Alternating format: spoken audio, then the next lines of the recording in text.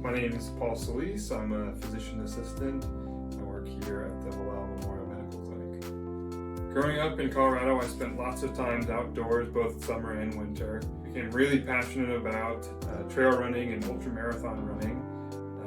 I've since stopped doing that, but I'd like to get back into it, and Wallowa County is the perfect place to do that with our abundant trails. During my time as a trail runner, I was always really afraid that I'd run into a snake. Snakes are not my thing. I went to a wilderness medicine conference last winter, and this was one of the major topics that we discussed.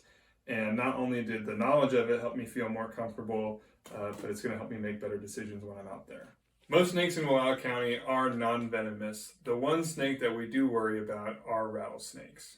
Snakes are most active during the warmer months of the year, not just summer.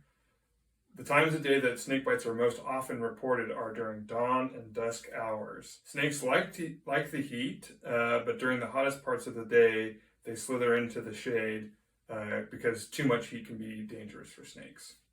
So let's say I'm out for a run. The first most important thing is staying what I call snake awake. I'm not going to see the snake if I'm not looking for it. Being snake awake is important, but sometimes you just can't see everything that's on the trail.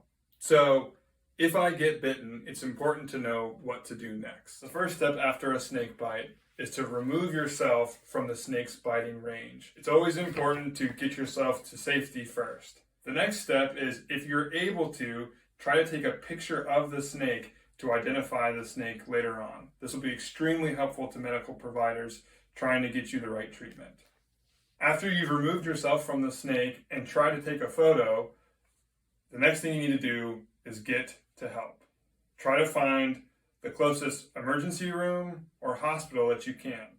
Sometimes you are far away from access to these facilities.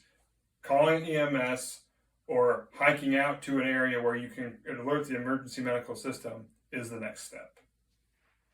While en route or trying to gain access to emergency medical services, there are a few things you can do to put yourself in the best situation from your snake bite. Remove any restrictive clothing or jewelry from that affected body area. The next thing is trying to keep your bite mark at the same level as your heart.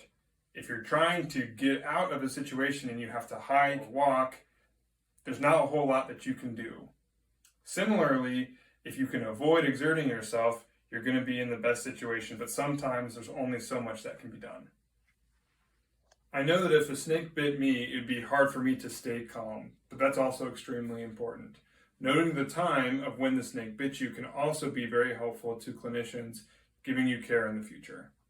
There are a lot of myths out there about what you should do if you've been bitten by a snake, and most of them, to be honest, aren't very good. What you need most is access to good quality health care. Getting to the emergency room so that they can take care of you is the most important thing that you can do.